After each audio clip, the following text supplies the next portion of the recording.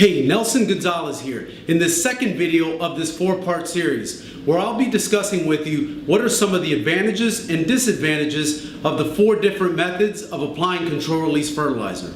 In the first video, I discussed top dressing and what are some of the advantages and disadvantages of using this method. If you missed it, I'll put a link below where you can check out my channel where you can find other content that I hope you find useful. In this second video, I wanted to discuss dibbling. And this is basically a method of applying control release fertilizer in which the container is filled with media and then the fertilizer, control release fertilizer, is placed on top of the media in the center of the container and a hole's open so that fertilizer can fall down to the bottom.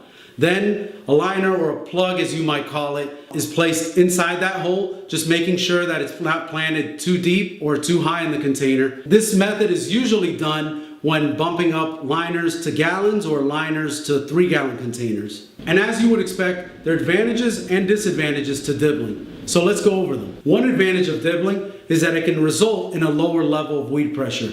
And this is due to the fact that the weeds are deprived of any nutrition due to the fact that the fertilizer is a couple inches below the soil line. Another advantage of dibbling is that it can be applied at a lower rate per pot. And this is because the fertilizer is in such close proximity to the root ball that the amount of fertilizer that's necessary for the plant to grow is slightly reduced. And the last advantage that dibbling can provide you with is that it's a lot more difficult for control release fertilizer to fall out of the container. A substantial amount of media would have to fall out of the container in order for you to lose some fertilizer. Now, while dibbling has its advantages, it also has some disadvantages. And this may be the reason why in the last several years I've seen this practice used less and less. Dibbling can lead to plant damage, especially if you allow your crops to excessively dry out between waterings. Having that fertilizer, that high concentration of fertilizer in such close proximity to the roots is what can cause that damage. Also, if you're looking to give dibbling a try, I recommend you use a homogeneous product like Suncoat or Osmocote Plus. I've dibbled with both of these products and the results were phenomenal.